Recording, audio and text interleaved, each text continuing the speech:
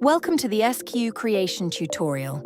In this video, we'll walk you through how to manually create SKUs in the portal. There are several ways to create SKUs in the portal.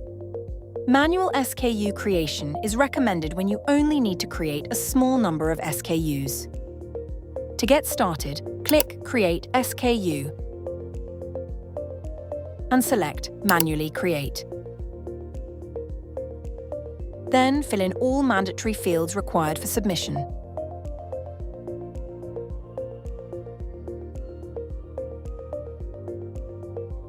Please note that either a product image or a product URL is required for the compliance team to verify the product.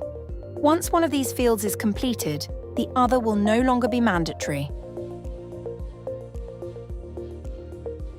Country of origin and HS code are required for international shipments. Please make sure to provide this information if you plan to ship internationally.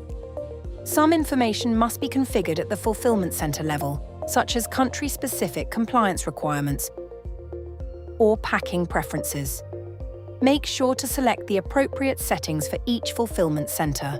Once all required information has been completed, click Submit for verification. You can also choose Save as Draft if you would like to complete the submission later.